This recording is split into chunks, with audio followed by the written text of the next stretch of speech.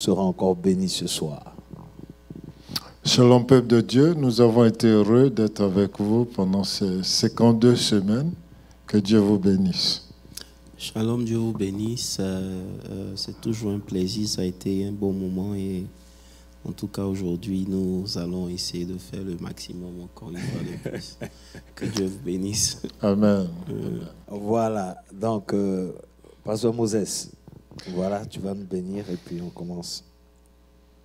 Père, nous venons avec toi dans un esprit de gratitude.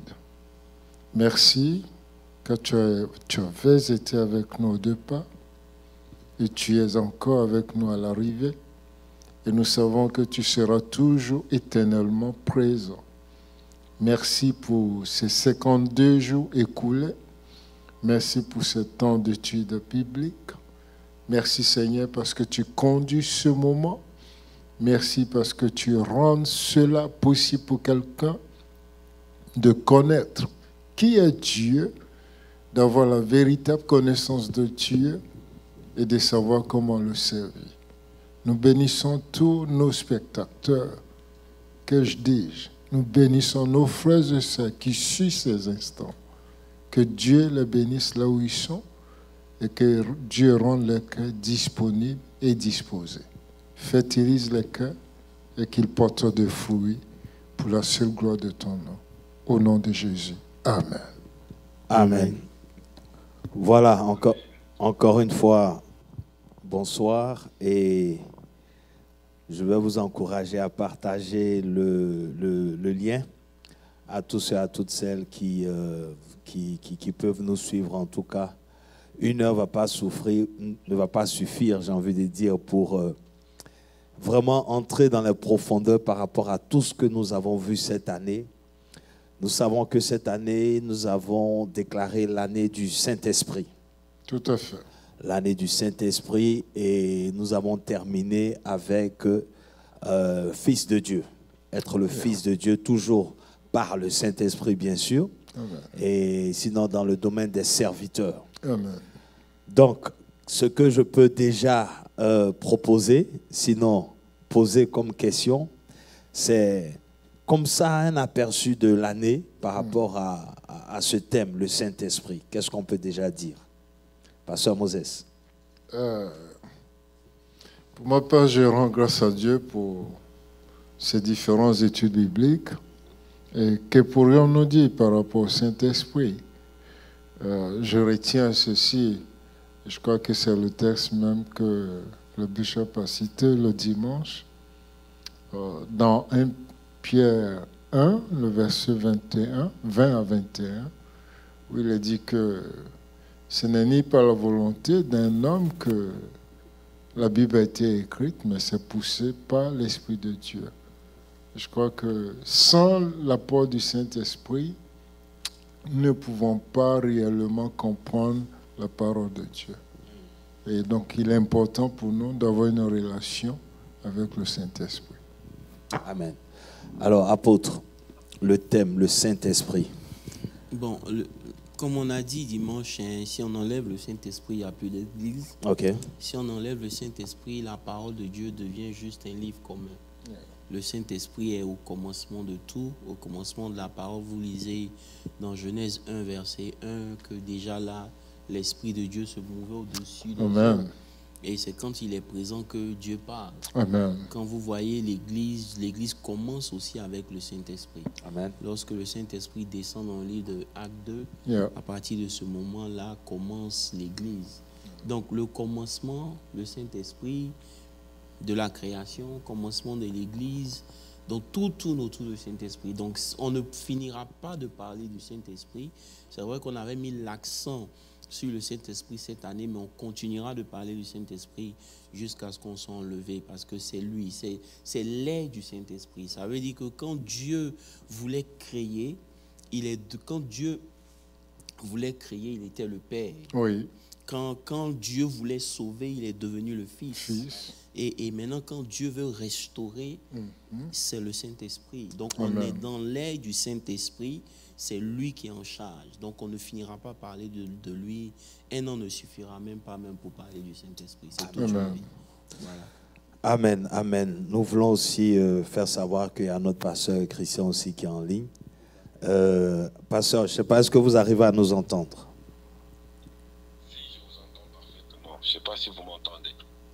Oui, ça va, on vous entend. Alors, qu'est-ce que vous pouvez déjà dire par rapport au thème, le Saint-Esprit, pour cette année? Pour cette année, nous bénissons Dieu surtout par rapport à cela, comme l'apôtre vient le dire, ainsi que pasteur Moses. Donc, le commencement de toute chose, ça a commencé avec le Saint-Esprit. Comme la Bible déclare que je ne me laisserai pas seul, je vous envoierai le consolateur. Donc, le départ de Jésus-Christ, pour que l'acte commence comme il se doit dans l'Église, donc il a fallu que le Saint-Esprit puisse venir. Donc, ça veut dire, nous, en tant qu'Église, nous ne saurons pas fonctionner sans l'Esprit de Dieu. C'est-à-dire, tout doit être inclus dans la présence et la manifestation du Saint-Esprit à l'Église. C'est trop capital et nous bénissons Dieu par rapport à ce thème et la compréhension du rôle du Saint-Esprit à l'Église ainsi qu'au corps de Christ. Amen, amen, amen. Amen. Alors, tout de suite, j'ai envie de dire, on a eu tellement de messages durant l'année, mais je sais qu'ici, on aime entrer non seulement en profondeur, mais on veut que les choses soient pratiques, n'est-ce pas? Alors, de façon pratique, une question comme ça qui me vient en tête, qu'est-ce qu'on peut déjà dire comme différence dans la manifestation du Saint-Esprit de l'ancienne alliance à la nouvelle alliance? Déjà, est-ce qu'on peut en parler? Oui, on peut en parler et je crois qu'on doit en parler. Amen. Il est clair, selon les différentes études bibliques que nous avons eues par le passé, que le Saint-Esprit agissait dans l'Ancien Testament, effectivement, mais il ne demeurait pas avec les hommes.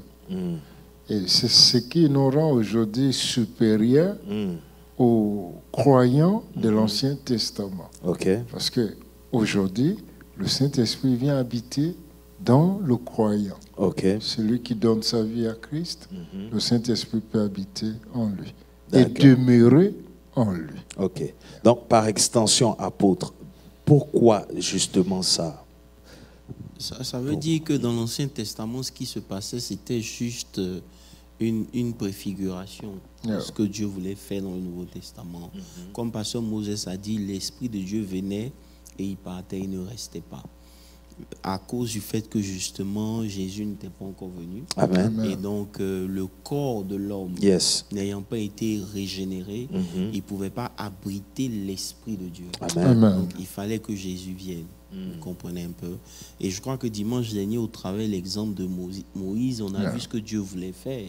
Quand dans Nombre 11, il a pris de son esprit qui était sur Moïse et il a distribué aux 70 personnes.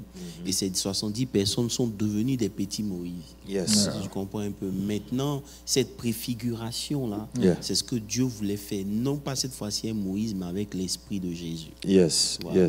Donc maintenant, cet esprit-là, il est en nous et il est sur nous et il est avec nous. Amen. Donc, c'est une très grande différence et c'est en cela que comprendre le Saint-Esprit est important. Aujourd'hui, il n'y a pas de vie chrétienne sans le Saint-Esprit.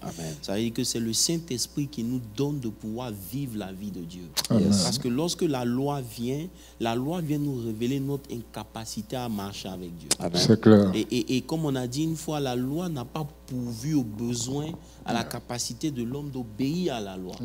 Et il n'y a que la grâce qui le fait et le Saint-Esprit justement nous aide maintenant à vivre cette vie chrétienne dans laquelle Dieu nous appelle. Amen. Donc il est le centre de tout, il est tout. On avait même prêché, je crois, cette année, peut-être, je ne sais plus, l'année dernière, où on disait que Dieu était le designer.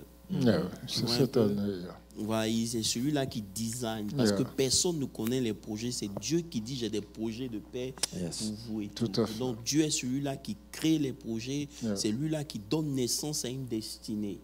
Et maintenant, on a dit que Jésus venait comme la parole. Donc c'était les matériaux qu'il fallait rassembler pour la construction du temple.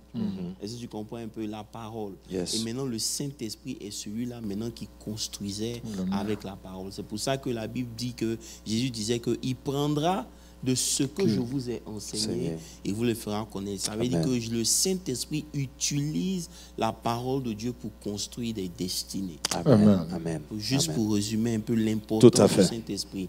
Donc on ne peut pas parler de vie chrétienne ou d'établir, de grandir ou d'évoluer dans sa marche chrétienne sans une relation sérieuse et conséquente avec le Saint-Esprit. Amen. Amen.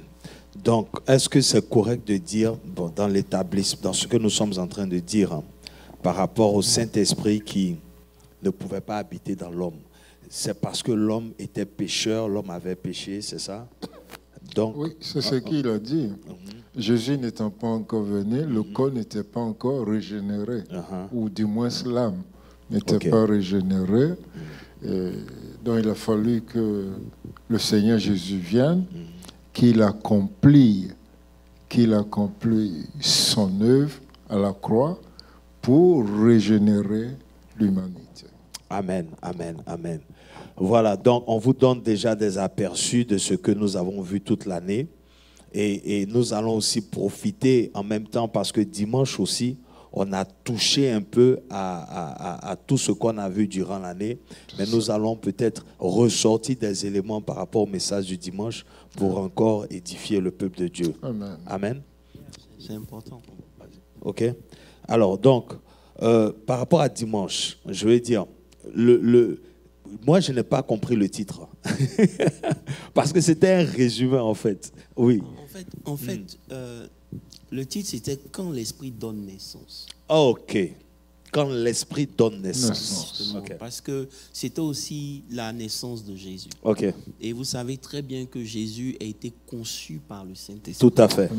J'ai voulu juste utiliser cette figure pour te faire comprendre que le but de Dieu, c'est de donner naissance à une destinée, à une vie au moyen de l'Esprit de Dieu. Amen. Donc, quand le Saint-Esprit vient dans notre vie, c'est pour donner naissance à quelque chose de grand pour ta famille, pour ton église, pour ta communauté. Et il n'est pas venu juste pour venir, non.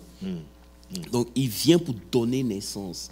Et c'est en cela qu'on a commencé d'abord par expliquer, quand on a lu, je crois, le psaume 105 au verset 13, où il est dit qu'ils allaient d'une nation à une autre et d'un royaume vers un autre royaume. Et au verset 14, il ne permit personne de les opprimer.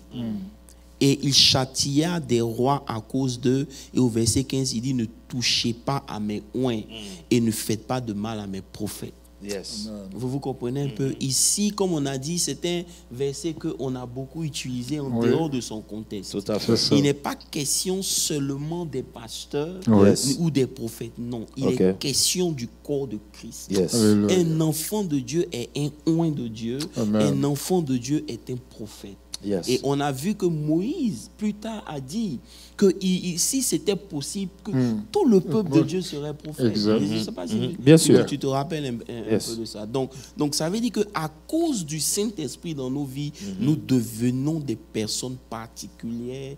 Et il dit, il ne permet à personne de les toucher. Enfin, voilà. D'accord. J'espère que vous prenez note et que n'hésitez pas si vous avez des questions. Comme on a dit aujourd'hui, nous sommes en train de toucher à non seulement le message du dimanche, mais aussi à survoler tout ce que nous avons vu durant l'année. Et donc, s'il y a des ombres, il y a des endroits où vous avez manqué quelque chose, où vous voulez des éclaircissements, s'il vous plaît, n'hésitez pas à poser les questions. Cette étude-là est la vôtre, en fait. Amen. Pasteur Christian, je ne sais pas s'il y a quelque chose que tu veux ajouter rapidement pour qu'on continue. Non, mais sinon c'est bon. Hein. Donc l'intro, l'apôtre l'a bien dit. Hein. Donc c'est par rapport à l'Esprit de Dieu. Tout en tout cas, je crois qu'on peut avancer. Amen, amen, amen. Alors, Pasteur Moses, impression, message du dimanche. Bon, comme on a dit, c'était un résumé de tout. De façon générale, tous les messages étaient très poignants. Si nous parlons de connaître, il ne suffit pas de connaître Jésus. Lorsqu'on parlait de croyants, on a dit qu'il fallait en plus de croire, mais aussi connaître. Tout à fait. Voilà. Les deux vont de pair. Dis simplement tu crois sans le connaître, ne te rendent pas réellement efficace et ne te permet pas réellement de vivre l'identité de Christ, ce que Christ a apporté. Amen. Donc, si on revient par rapport au message du dimanche, quand déjà l'intro, par rapport à ce qu'on a dit, on dit que quand commence, n'est-ce pas, la vie, n'est-ce pas? Ok. Donc, cette vie de l'esprit, là, est-ce que c'est quelque chose de différent complètement? Est-ce que ça veut dire que c'est une vie qu'on doit mener, qu'on n'a jamais vue? Je veux dire, puisque c'est la vie de l'esprit. Justement, c'est pas quelque chose que tu as ou bien que tu connais. Tu comprends? C'est quelque chose de nouveau. Effectivement. Ce n'est pas un remplacement. Voilà. Tu comprends un peu? C'est quelque chose de nouveau. Ça veut dire que ce n'est pas quelque chose qui est gâté qu'on a réparé. Non, on a enlevé ce qui était ancien. On a mis quelque chose de différent. Ce n'est pas un remplacement, c'est quelque chose de différent. Donc la vie de Dieu est différente. Quand il dit par exemple, ne touchez pas à mes oins, ça veut dire qu'en réalité, il veut nous emmener l'importance qu'on a vis-à-vis de Dieu. Et c'est en cela que cette année, on a mis l'accent sur une certaine maturité. Il faut que le peuple de Dieu comprenne en fait. C'était la compréhension de ce que nous représentons devant Dieu. Nous sommes ces oins. L'église est un rassemblement de oins de Dieu. Il ne permet à personne de les toucher. Pourquoi aujourd'hui on peut toucher l'église? Pourquoi aujourd'hui on peut toucher un chrétien? C'est simplement parce qu'on n'est pas à la place qu'on devrait avoir dans le spirituel. Est-ce que vous comprenez? Très clair. Et aujourd'hui, on se rend compte que malgré tous les messages qu'on a, l'église n'est pas là où elle doit être. Parce que justement, le Saint-Esprit n'a pas la place qui lui revient dans nos églises comme il se doit. Amen. Est-ce que tu comprends un peu? Donc, le fait déjà même de commencer comme ça, c'est juste pour montrer l'importance que nous avons vis-à-vis de Dieu. L'onction, ce n'est pas quelque chose qui commence quand on devient chrétien, non. On l'a avant. Mais lorsqu'on devient chrétien, ce que vous êtes, vous pouvez l'accomplir aussi facilement parce que le Saint-Esprit est là. Amen, amen, amen, amen. Et j'aimais comment est-ce que la corrélation par rapport au contexte il s'adressait au peuple, n'est-ce pas? Il s'adressait au peuple, donc c'était le peuple de Dieu. Et aujourd'hui, le peuple de Dieu, c'est l'Église, n'est-ce pas? C'est l'Église qui fait le peuple de Dieu, et donc automatiquement, toute personne qui est chrétienne est ointe. Amen. Et c'est ainsi que Joël pouvait dire dans Joël 2:28, voilà. Et il dit, dans les derniers temps, je répandrai de mon esprit, voilà. Vos fils et vos filles, effectivement. Vos visions auront des sages, des songes, mais vos filles, vos jeunes gens auront des visions. Mais tu vois que ici le prophétique, c'est la nature des enfants de Dieu. Mais le prophétique, c'est pouvoir voir les choses de Dieu. Est-ce que tu comprends un peu? Ce n'est pas seulement donner le nom. Non, c'est voir Dieu, comprendre les mystères de Dieu. Tu comprends un peu?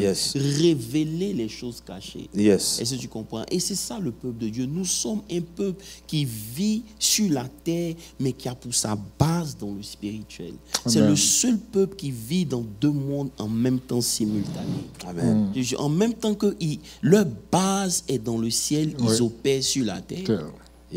Vous comprenez un peu? Donc on est spirituel, on est prophétique par nature. Mais parce qu'on n'a pas développé la maturité qu'il faut, on ne comprend pas qui nous sommes, et c'est ce qui fait qu'aujourd'hui, il y a un problème. C'est pour ça que quand on a pris l'exemple, par exemple, des 70 que Dieu prend l'esprit de Moïse, sans compter leur background, sans une préparation préalable.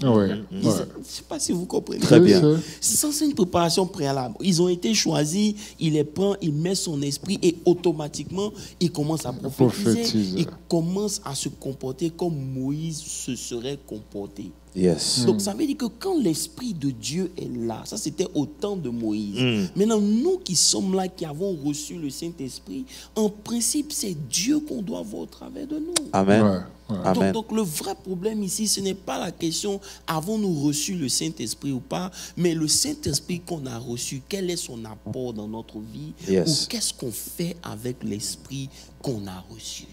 Question. C'est la vraie question. Amen, amen, amen. Qu'est-ce qu'on fait avec l'esprit qu'on a reçu? Donc, apôtre, quand il dit ici, ne touchez pas à mes oins, c'est pour dire que ça vient avec une conséquence, ou bien, C'est pour ça qu'il a dit, il a tué des rois pour eux. Partout, le Seigneur les envoyait et que les gens s'attaquaient à eux, ces gens-là mouraient. Pourquoi? Parce qu'il y avait l'Esprit de Dieu sur eux. Donc, parce que c'est des oins, celui qui les attaque Dieu. Comment? Donc, tu ne peux pas attaquer Dieu puis espérer vivre. C'est impossible. Amen. Donc Amen. ça vient avec des conséquences. Mais malheureusement, aujourd'hui, l'Église a seulement associé ça au pasteur.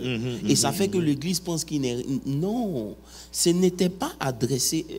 C'est la Très vérité. important. C'est très important. Aujourd'hui, bon, peut-être que les gens vont se fâcher, mais ce n'était pas adressé Seulement, au pasteur. yes. Oui, C'était à la descendance d'Abraham qui se déplaçait dans le désert, Yes. qui allait de lieu en lieu. Tout à fait. Tu comprends un peu? Donc, ce test-là est un rapport avec le peuple de Dieu. Amen. Donc, peu importe qui vous êtes, si vous avez reçu l'Esprit de Dieu, vous êtes un oint, personne n'a le droit de vous toucher. Mais le seul problème, c'est le manque de connaissance, le manque de maturité Amen. dans les choses de Dieu qui font que nous sommes des victimes.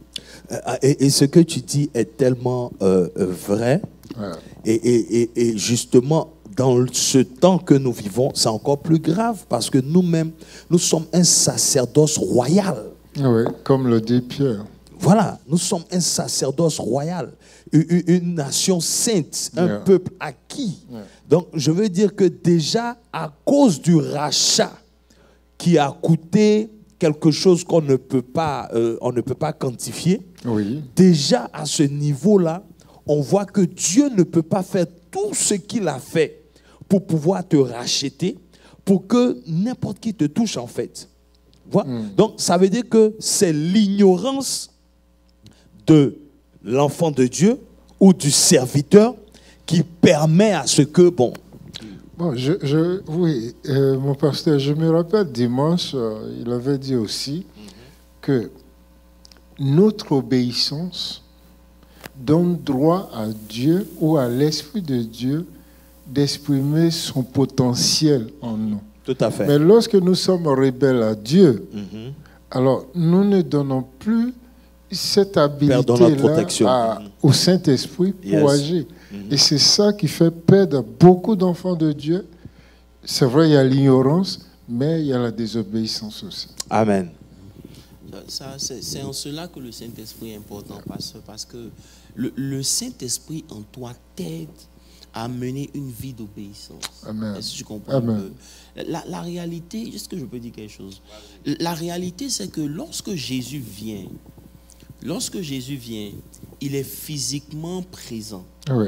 Les apôtres le voient, les apôtres marchent avec lui. Mais lorsqu'il est sur le point de partir et qu'il annonce le Saint-Esprit, il leur fait comprendre que le régime va changer. C'est ça.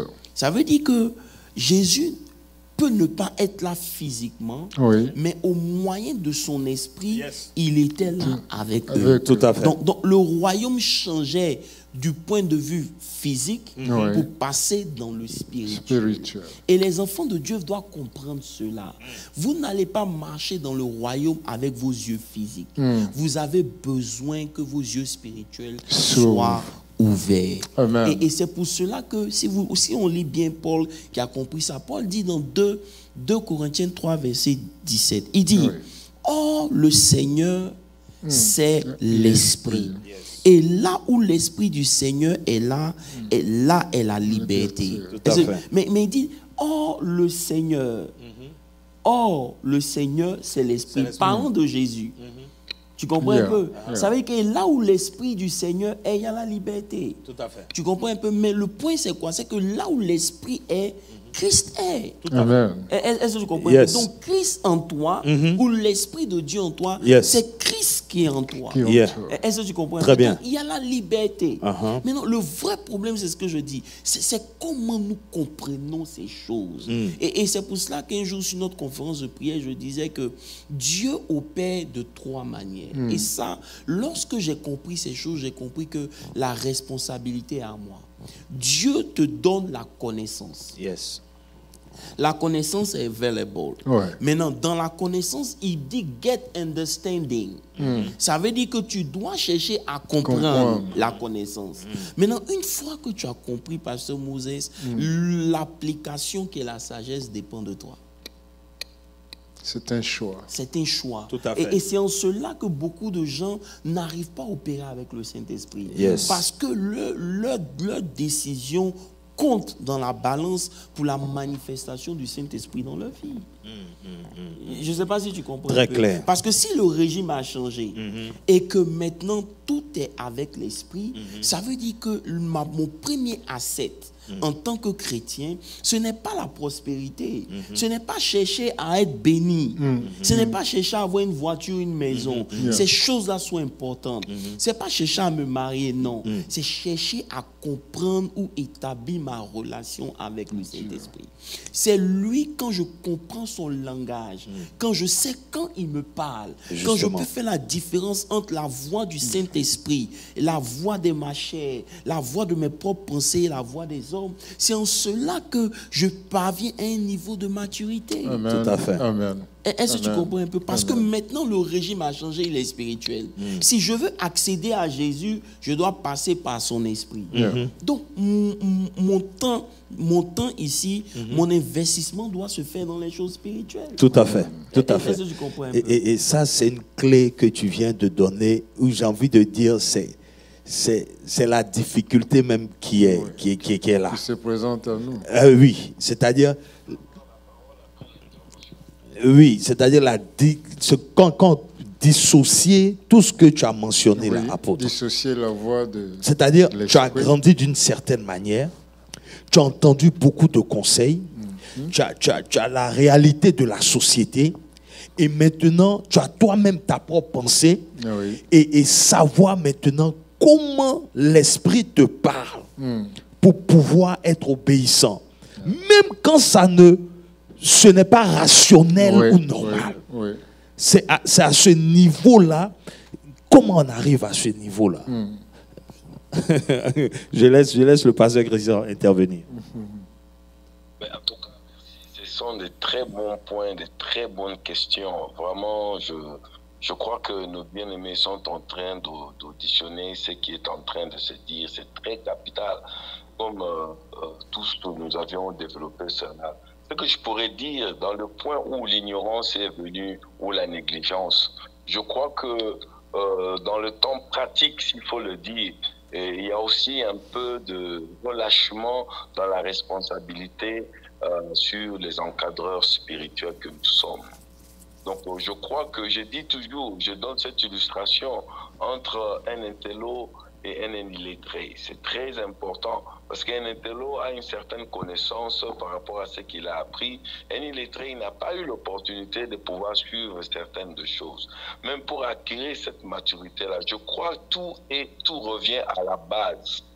Donc à la base qui veut dire les affermissements. Ça veut dire quand un enfant de Dieu donne sa vie au Seigneur, c'est-à-dire il vient, donc qu'on n'attende pas de lui dès qu'il est baptisé, et puis bon voilà, maintenant expérimente ton propre chemin spirituel. Ça veut dire l'affermissement est fait pour montrer d'abord l'importance, le rôle du Saint-Esprit dans la vie d'un enfant de Dieu. C'est-à-dire il y a beaucoup d'enfants de Dieu qui ne trouvent pas cette importance-là. Ça veut dire, lui, l'essentiel, comme il a accepté le Seigneur Jésus-Christ, et il vient à l'église, il lit sa Bible, et peut-être il a dû stopper certaines choses qu'il faisait avant qu'il n'était pas digne. Donc, ça dit, ça lui suffit. Ça dit, la chair continue à le conduire. Lui-même, il entend plus la voix de la chair, plus que la voix du Saint-Esprit. C'est-à-dire, il y a beaucoup de chrétiens qui n'ont pas encore compris l'importance du Saint-Esprit. Jésus l'a dit, ne bougez pas, restez là. Attendez que le Saint-Esprit vienne. Ça veut dire, sans cela, les apôtres ne pouvaient pas bouger.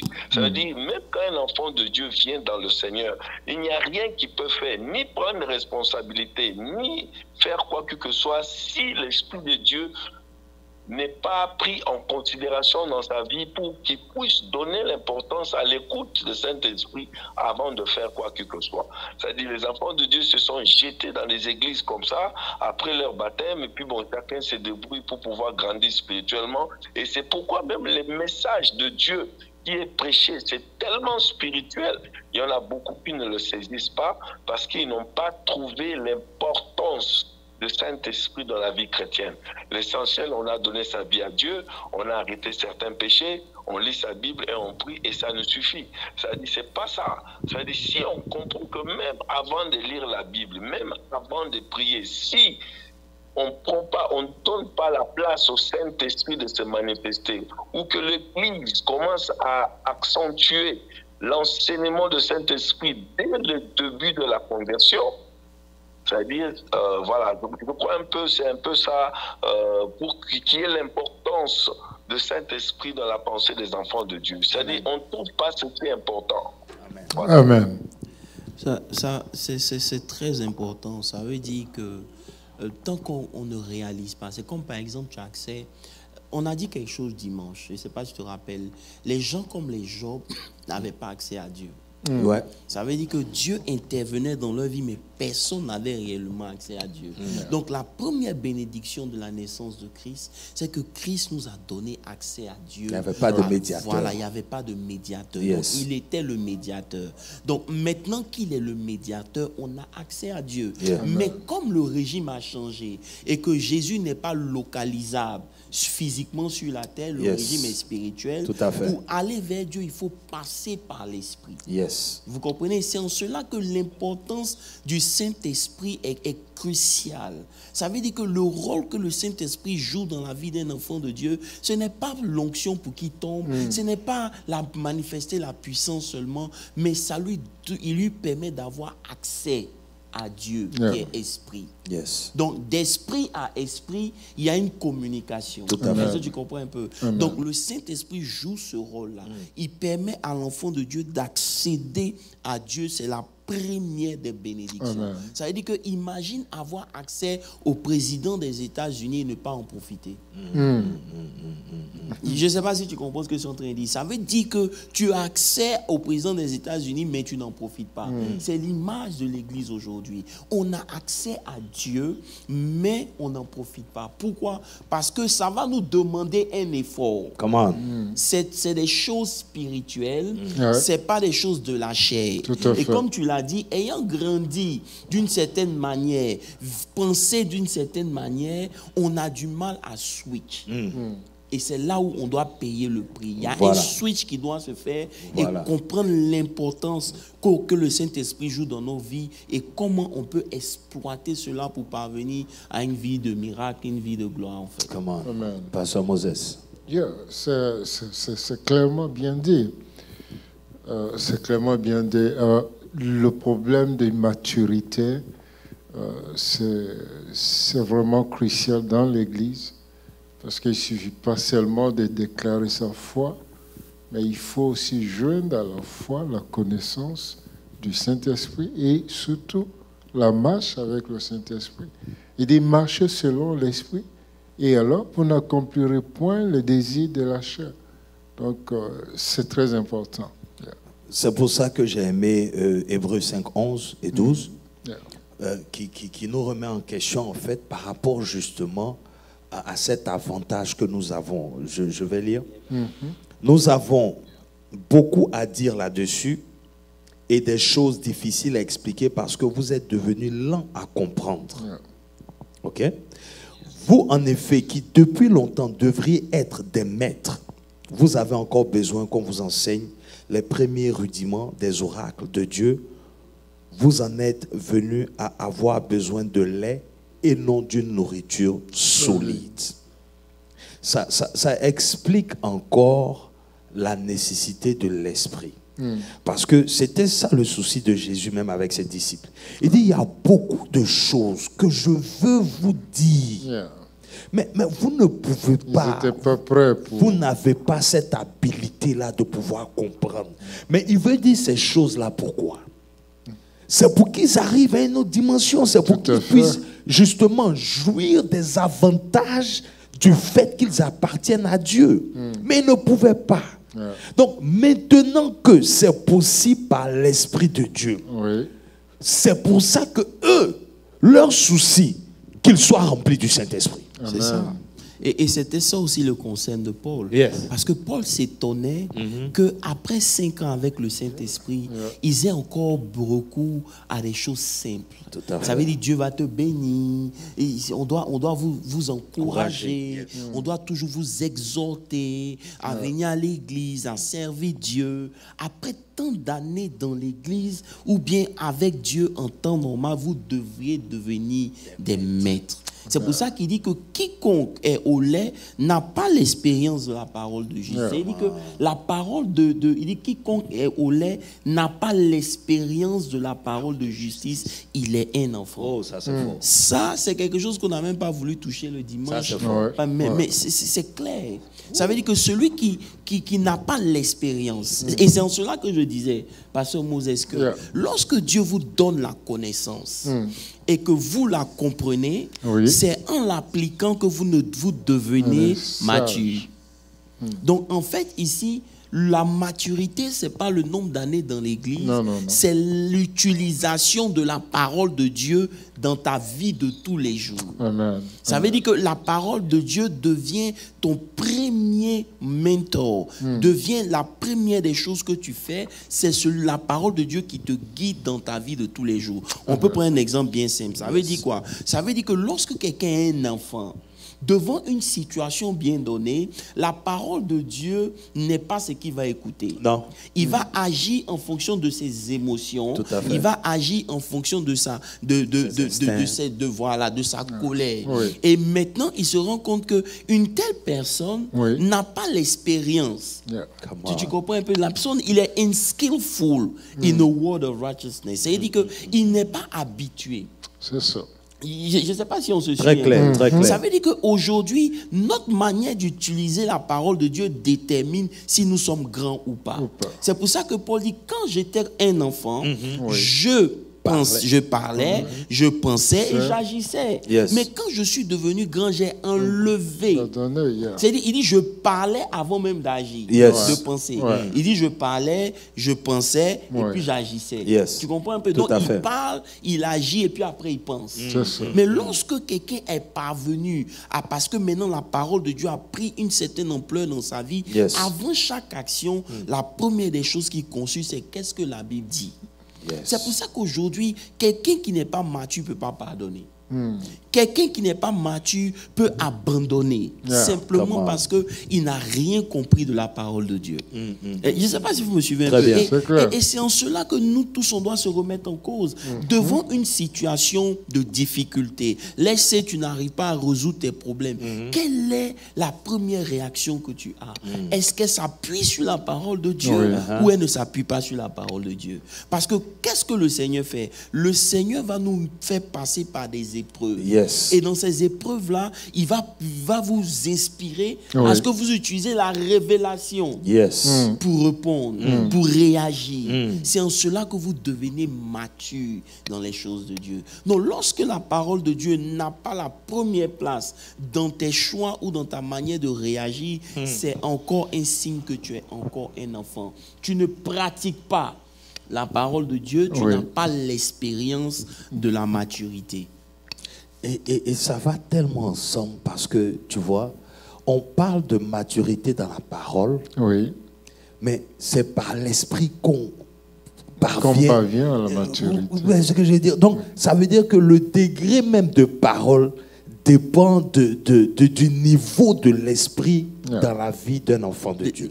Lisons le verset 14. Verset 14. Mais la nourriture solide est pour les hommes faits, pour ceux dont le jugement est exercé par l'usage à discerner ce qui est bien et ce qui est mal. Vous comprenez? Très clair. Il dit que la nourriture solide qui est pour les hommes faits est pour ceux dont le jugement est exercé par l'usage à discerner.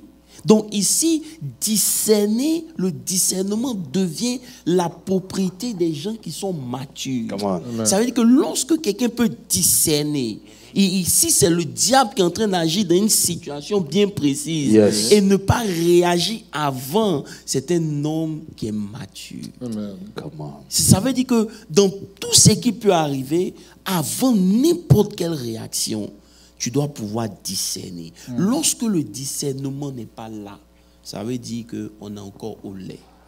On n'a pas exercé l'usage de la parole de Dieu. On ne s'est pas train. Et c'est ça. Voilà. Il dit, mais la nourriture solide est pour les hommes faits. C'est pas tout le monde qui doit écouter certaines paroles. Mais c'est pour ça que c'est comme à la gym. Quand tu vas à la gym, tu ne commences pas à soulever 100 kilos. Tout à fait. Tu commences un peu. Tu es dans la gym, tu commences un peu. La parole, c'est pour ça que Dieu est un Dieu d'amour.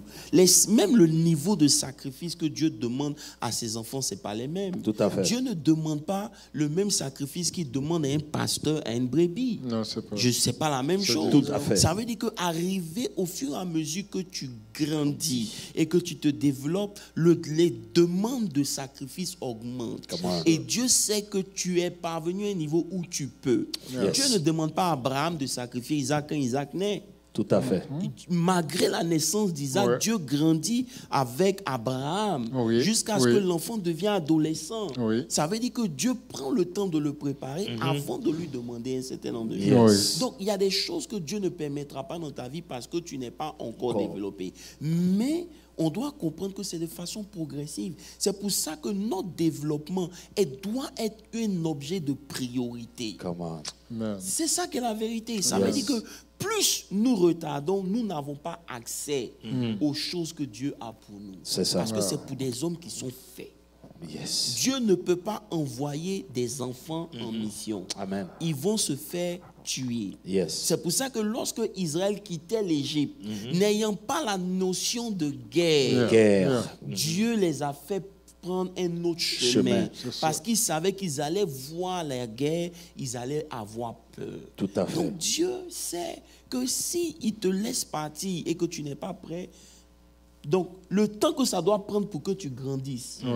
Parce que Moses, je ne sais pas si tu vois combien de fois Dieu veille à ce qu'on devienne mature. Non, c'est important. C'est très important chez Dieu. Et après des années, si tu ne peux pas... C'est-à-dire que si toi-même ton message de Dieu ne peut pas influencer quelqu'un qui est à côté de toi, c'est que c'est un problème, Pasteur Landry. Ça veut dire que ton témoignage de Dieu n'a pas d'impact sur ton Israël immédiat. C'est pas en Samarie, en Galilée, tu vas pouvoir marcher. C'est ça qui est la réalité. Donc ça veut dire qu'aujourd'hui, on est toujours dans la religion, on n'a pas encore switch. Et c'est en cela que le Saint-Esprit joue un rôle important. Quelqu'un qui marche avec le Saint-Esprit va lui révéler, va lui permettre de discerner ses faiblesses, discerner ses manquements, et le Saint-Esprit va lui parler. Est-ce que tu comprends? La Bible dit que ce sont des choses que l'œil n'a pas encore vues, mais on parle seulement de bénédiction. Mais la réalité, c'est que le Saint-Esprit sonde tout. Tout à fait. Même la profondeur de Dieu. Même la profondeur de Dieu. Tu comprends un peu. Et bon, pour revenir un peu rapidement sur le message par rapport au Saint-Esprit, ça veut dire que le Saint-Esprit étant celui-là qui nous permet d'être en connexion avec Dieu, il est celui-là qui nous révèle. Et c'est pour cela que quand on a lu, je crois... Luc 1, 17. Non, pas Luc 1, 17. Quand on a lu 1 Corinthiens, c'était 1 Corinthiens 2, verset 6. Il dit cependant, mais avant, je viens de me rappeler. Vous savez, un jour, le bishop Oyedepo disait que à chaque fois qu'il voyageait, il achetait des CD pendant 42 ans. Il achetait des livres, il achetait des CD qu'il envoyait à sa femme. Et sa femme se plaignait toujours. Mais toi, tu voyages, tu vas aux États-Unis, c'est les livres de Kenneth Hagin, tu m'emmènes. Et combien de personnes, lorsque tu voyages, ils vont te demander un CD? Alléluia. Mais il a pris son temps pour étudier ces choses-là parce que un seul livre, lorsqu'il est compris, peut payer tout ce dont tu as besoin. Aujourd'hui, est-ce qu'elle a besoin de quelque chose? Amen. Je ne sais pas si vous comprenez. Très bien. Ça veut dire qu'aujourd'hui, au lieu de prendre le temps d'étudier pour comprendre et de connaître, on cherche ce que ces choses-là viennent à. Il dit, le bonheur et la grâce t'accompagneront. C'est des choses qui vont te suivre. Mais il dit, par exemple, allons plus loin. Il dit, cherche premièrement le royaume de Dieu et sa justice, et toutes ces choses vous seront données par-dessus. Tout à fait. Donc, la priorité, en fait, du chrétien n'est pas l'esprit, n'est pas les choses spirituelles, et c'est pour cela qu'on est resté là où on est. Parce que lorsque tu comprends l'importance du Saint-Esprit, tu fais tout pour développer une relation avec le Saint-Esprit. Et c'est en cela que lorsqu'on a lu, je crois, 1 Corinthiens 2, le verset 6, il dit, cependant, c'est une sagesse que nous prêchons parmi les parfaits, sagesse qui n'est pas de ce siècle, ni des siècles, ni des chefs de ce siècle qui vont être anéantis. Nous prêchons la sagesse de Dieu. Personnellement, dans tous les messages que nous avons prêchés cette année, c'est ce message-là qui m'a le plus touché. Honnêtement, ça c'est mon message. C'est pour ça que dimanche, de tout ce que j'aurais pu dire, j'ai voulu quand même revenir dessus. Parce que pour moi, c'était un déclic. Il dit que nous prêchons la sagesse de Dieu, mystérieuse et cachée, que Dieu, avant les siècles, avait destiné pour notre gloire. Ça veut dire que ce que Paul est en train de dire, il dit, ce que je vous prêche en ce moment-là, c'est des mystères de Dieu qui sont cachés, mais qui sont destinés à vous procurer la gloire. Ça veut dire que celui qui parvient à disséquer ces mystères que Paul est en train de prêcher, c'est un chrétien qu'on ne peut pas toucher. C'est clair. Moi, pour moi, c'était un déclic. Et c'est ça qui a fait que j'ai commencé réellement à changer ma manière même d'étudier ma Bible. Vous comprenez un peu? Et il continue, il dit, sagesse qu'aucun des chefs de ce siècle n'a connue. Car si il lui... Et puis, il nous prouve encore. Non, mais bon. Car si il l'eussent connu, il n'aurait pas crucifié le Seigneur de gloire. Juste pour nous faire comprendre que l'ennemi ne connaît rien de ce que Dieu a caché de notre vie. Et c'est nous-mêmes, de la même manière dont Satan ne connaît pas, nous aussi, nous ne connaissons pas. Donc, parce que Moses, tu vois que tu peux vouloir décider de devenir quelque chose quand en réalité, ce n'est pas ce à quoi Dieu t'a appelé. Ça veut dire que même pour réussir dans ta vie séculaire, tu as besoin de l'apport du Saint-Esprit. Parce que c'est lui qui sait ce que Dieu a caché et qui est en toi. Tu comprends un peu? Et quand il dit non, c'est les choses qu'il a écrites. Ce sont des choses que ni l'oreille, ni les yeux n'ont entendues, qui ne sont même pas montées. Mais il dit, verset 10, Dieu nous les révèle par l'Esprit. Car l'Esprit sonde tout, même les profondeurs de Dieu. Ça veut dire qu'un chrétien qui a une communion avec le Saint-Esprit n'est pas dans la confusion. Et aujourd'hui, il faut qu'on évalue où nous sommes. Si tu ne sais pas où tu vas, si tu es confus, c'est un signe que tu n'as pas de relation avec le Saint-Esprit. Amen. On ne peut plus se leurrer. Comme je dis, Dieu donne la connaissance, il donne la compréhension. À partir du moment où la compréhension elle vient, tu es face à une certaine réalité. Tu ne peux pas te mentir toi-même. Tout à fait. Ça veut dire que si tu es confus, ça veut dire que tu n'as pas de relation avec le Saint-Esprit. Parce que le Saint-Esprit sonde tout. Donc, le problème que tu ne comprends pas, lui, il le sonde. Et lui, il va même dans les profondeurs de Dieu. Et il te les révèle. Maintenant, après ça, j'ai voulu ramener le fait que ça aurait été trop facile pour Dieu de nous dire qu'il nous les révèle s'il ne nous montre pas comment il nous les révèle. Il nous les révèle par son esprit. Et on a vu comment l'esprit nous révèle les choses à travers le parler en langue. Donc aujourd'hui, la Bible dit que celui qui prie en langue, c'est son esprit qui prie, c'est un esprit qui s'adresse à Dieu. Il ne parle pas à un homme, il parle à Dieu. Donc déjà ici, on voit que toute cette année, Dieu nous a montré comment faire pour que 2023 soit une de nos meilleures années. Amen. Maintenant, c'est dans l'application que se trouve le problème. Parce que si Dieu les révèle par son esprit et que celui qui prie en langue prie en esprit, ça veut dire qu'aujourd'hui, on a accès non seulement à Dieu, mais on a accès aux choses que Dieu a cachées au moyen de notre vie de prière en langue. Amen. Amen, amen. Donc, apôtre, à ce niveau-là, puisqu'on parle de connaissance, on parle des choses qui doivent être révélées, n'est-ce pas? Donc, quand tu parles en langue, tu te donnes l'habilité de recevoir les messages. Je veux dire, tu parles en langue, mais à un certain moment, c'est parce que tu arrêtes, tu écoutes la voix, ou bien même, ça fait que ça devient automatique pour toi de... Je ne sais pas si je me fais comprendre. Ça veut dire que, Pasteur Landry, Dieu travaille dans la pratique avec chacun d'entre nous. Mon langage prophétique n'est pas le même langage prophétique. Mon vocabulaire prophétique n'est pas ton vocabulaire prophétique. À fait. Ça veut dire que pendant que tu es en train de prier, moi, pendant que je suis en train de prier, le Seigneur drop in my spirit. Il y en a, ils ont besoin d'arrêter de prier et pendant un moment d'adoration où ils sont calmes, ils écoutent la voix de Dieu. Parce que Dieu, il n'est pas dans le bruit, il est dans le doux murmure. Et généralement, même là, quand même Dieu m'a parlé, moi personnellement, c'était pas dans les prières en langue chaude. C'était calme.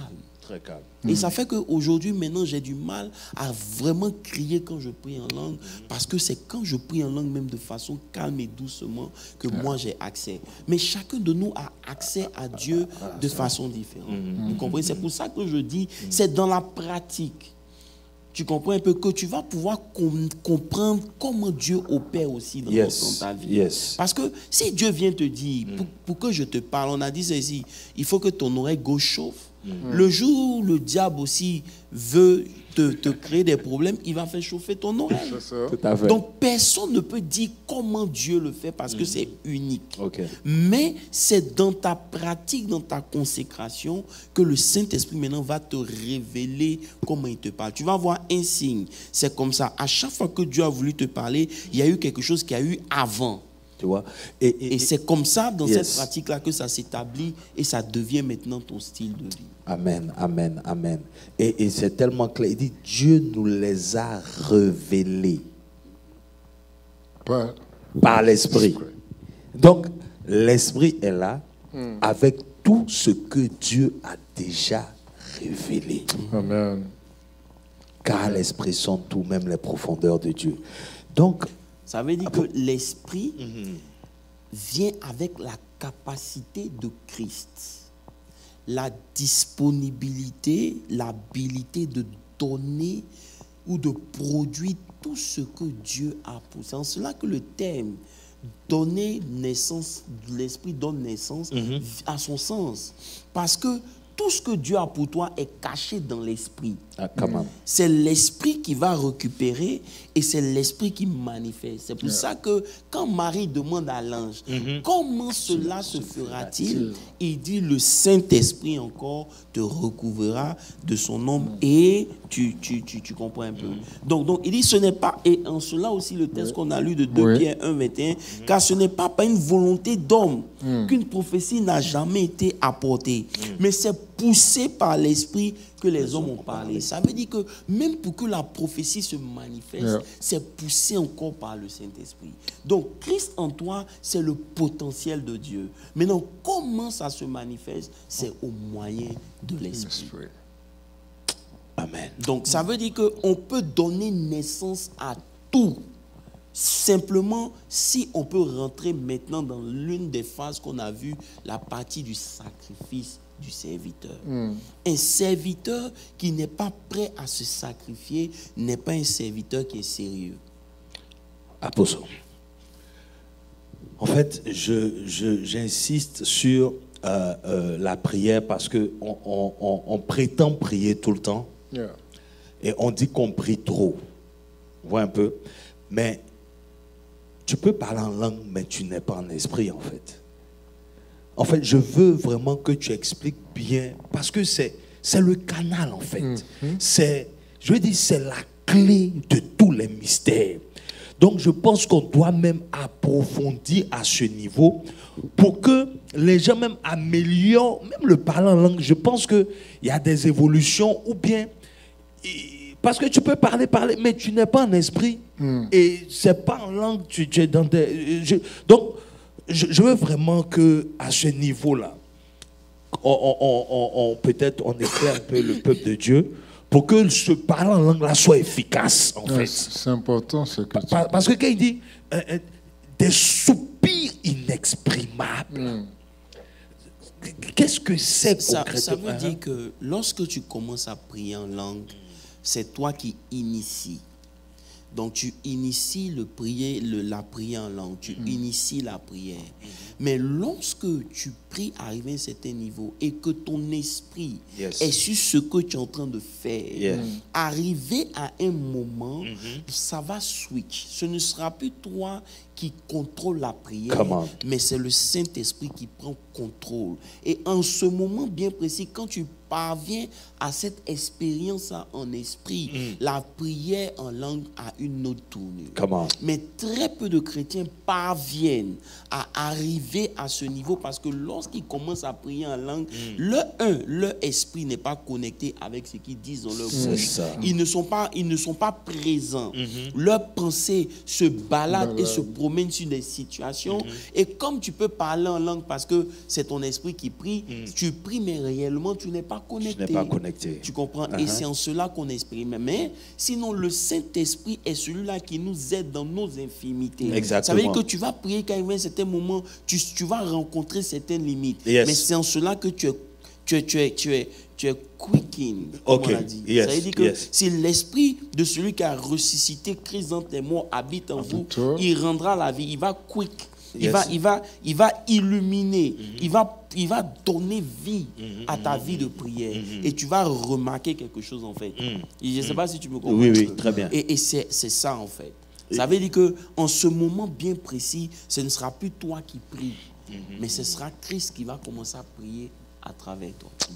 Dans le conseil ici, en fait, c'est, bon, en fonction des niveaux, certains vont arriver à ce niveau rapidement parce qu'ils se sont habitués, genre, et d'autres, il faut mettre l'accent sur insister pendant un moment aussi. C'est ça. Parce que la chair ne va pas te laisser, en fait. Donc c'est un combat personnel. Je veux dire que quand quelque chose est précieux, il faut payer le prix. En fait, c'est ça. Ça veut dire que lorsque vous rentrez dans la prière, il ne faut pas que ce soit une action monotone. Il ne faut même pas que ce soit un burden. Tout à fait. Il faut que ce soit un soupir. Tu comprends un peu parce que tu comprends que tout est dans l'esprit. Exactement. Et tu dois ramener. Ça veut dire qu'il y a toute une dynamique qui change lorsque tu prends conscience de ces choses. Lorsque tu ne prends pas conscience de ces choses, tu vas juste prier pour prier. Est-ce que tu comprends un peu?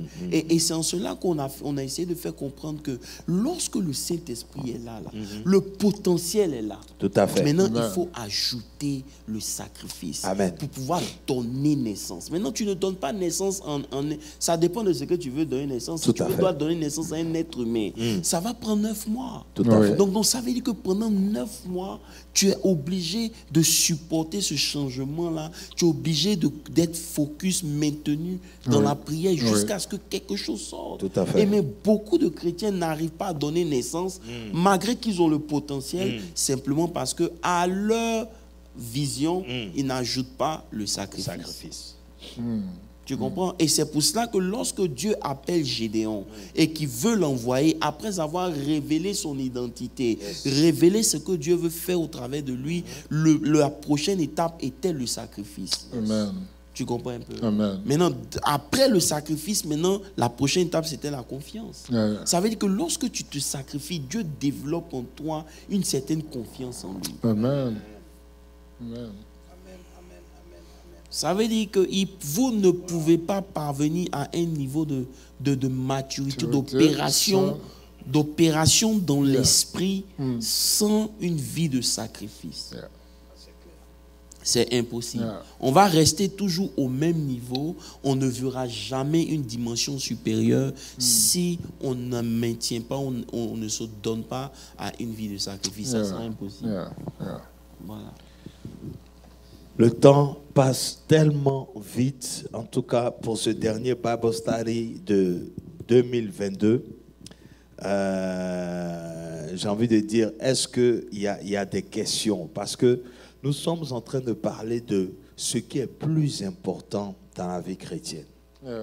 C'est ce qu'il y a, c'est l'essentialité même de la chrétienté. Non, tu as dit quelque chose de très important. On doit insister, s'il le faut, revenir là-dessus couramment, jusqu'à ce que ça fasse un avec notre esprit, leur esprit, et que nous parvenons. Comme il a dit, Dieu donne, il faut comprendre. Maintenant, quand tu as compris la chose, il faut la pratiquer. Yes. Voilà. Il faut qu'on continue d'insister. Yeah. Je crois que 2023, c'est une année de vraiment pratique, de praticalité. Amen. Ça veut dire qu'avec toute la révélation qu'on a eue en 2022, Dieu nous a même emmenés en Asie.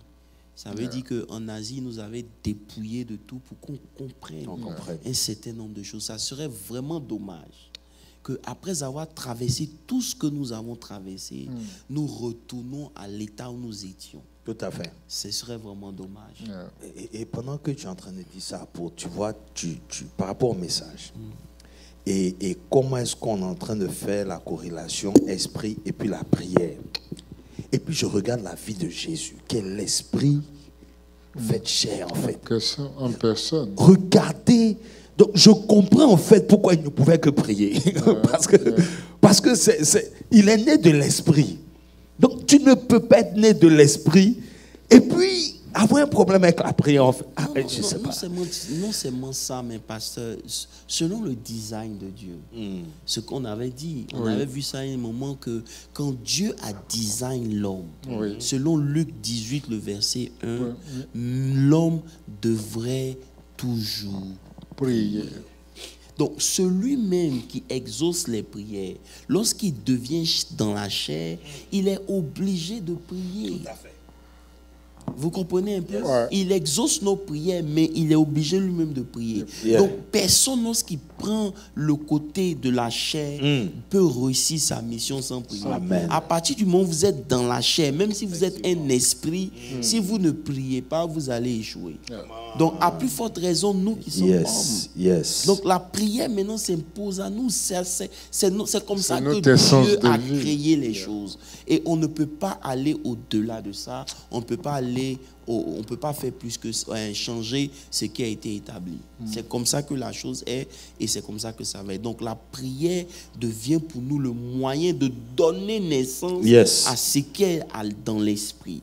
Parce qu'au moyen de la prière, on accède à ce que Dieu a caché. Mais qui est available pour nous, mais qui est dans l'esprit. Et avec ça, on parvient à pouvoir réaliser ce pourquoi Dieu nous a appelés et créés.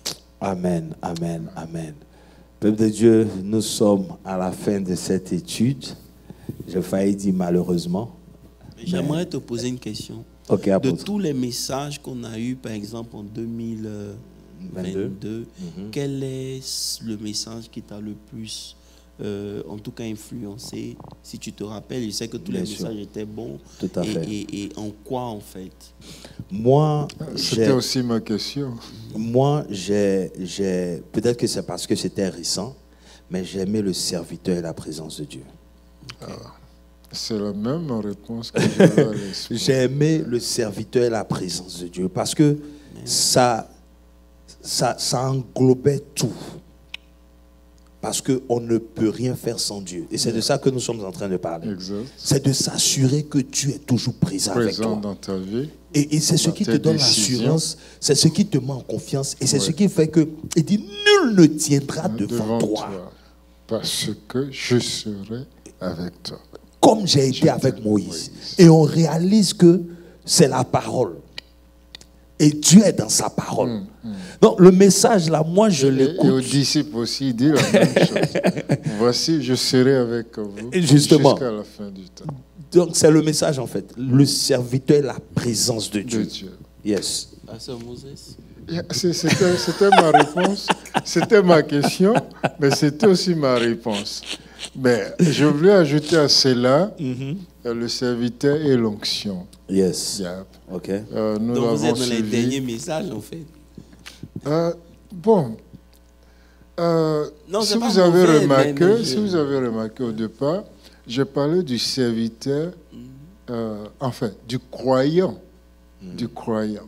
Là où il a dit, si tu crois et que tu me connais, tu demeures dans ma parole. Tu demeures. Donc là, la croyance et la connaissance est liée, hermétiquement liée, pour pouvoir produire le fruit. Et comme tu l'as traduit, Dieu nous donne la parole, il nous donne le plan. Et le désir de Dieu, c'est que nous la comprenions. Maintenant, quand on a compris, il faut la mettre en pratique. Et c'est ce qu'il a dit à Pierre et aux autres. Il dit, si vous savez ces choses, vous êtes heureux, pourvu que vous les pratiquiez. Mais j'ai beaucoup aimé aussi le temps, je pense que c'est cette année, le chrétien de Romains 8. Non, ça c'était l'année dernière. Ça c'était l'année dernière. Tu vois, c'est resté. Le chrétien, mais c'est que c'était en fin d'année alors. Oui, je ne sais pas. C'était la... Parce qu'on est toujours dans le Saint-Esprit. Oui, c'était, je crois, le dernier semestre. Oh, le chrétien de Romains 8. Et c'est ce qu'on a continué, on est arrivé. C'est la vie de l'esprit. Tout à fait. Parce que le chrétien de Romains 8 est un chrétien victorieux. Effectivement. Alors, pour vaincre la chair, pour vaincre le péché, il faut marcher avec. Bon, si vous nous suivez, dites-nous, écrivez et partagez avec toi nous. le message qui t'a... Mais il a dit tout à l'heure. Moi, c'était mon message. C'est ce que j'ai dit. Le message qui m'a le plus touché, c'est lorsque, je ne me rappelle plus du titre, effectivement, mais lorsque la révélation est parvenue, comme quoi les choses que Dieu a pour nous, c'est des choses qui sont dans l'esprit. Et franchement, le baptême de feu... Le message sur je crois... La gloire de Dieu, c'est de cacher les choses. Non, et puis il y avait Dunamis. Ok, Dunamis. Exousia, et puis Kratos. Kratos. Moi, c'est les messages qui m'ont vraiment révolutionné. Mais là encore, c'est parlant du Saint-Esprit. Tout à fait. Non, voilà. Ça veut dire que lorsqu'il était question même de Kratos, où tu découvres cette force intérieure que la parole développe, où tu deviens un avec la parole. Voilà, où tu deviens un avec la parole. C'était pour moi des challenges. Ça veut dire que comment, même quand les eaux se lèvent, tu peux dormir dans la barque comme Jésus tranquillement. C'est des niveaux, vraiment, ma prière c'est de parvenir à ce niveau-là, où tu manifestes Kratos, quoi. C'est dit que, rien ne peut t'ébranler. Voilà. Donc moi, il y avait le message de 1 Corinthiens 2, verset 6, et puis il y avait les Kratos, et puis effectivement la présence de Dieu, et le truc qui franchement... il y avait aussi Ephésiens 6, hein. Fortifié. Voilà. C'était ça le Kratos. C'était ça le Kratos. Voilà. Donc il y avait tout ça. Et comme Pasteur Landry a dit, la présence de Dieu, c'est la base. Et c'est en cela que cette année, le Seigneur nous a demandé de mettre ça sous la bannière de la présence de Dieu. Donc je crois que, comme on l'a déjà dit cette année, vraiment, on va s'atteler à non seulement mieux comprendre la présence de Dieu, mais au-delà de juste parler de la présence de Dieu, comment faire pour transporter cette présence-là, la maintenir. Et voilà. Et c'est en cela qu'il y aura différents thèmes. On va parler de consécration. Parce que tu ne peux pas transporter la présence de Dieu sans consécration. C'est clair. Voilà. Et voilà. Donc il y a plein de choses que le Seigneur, en tout cas, réserve pour 2023. Mais c'était ça pour moi, les choses qui m'ont vraiment marqué, quoi. Donc, voilà, Pasteur Landry.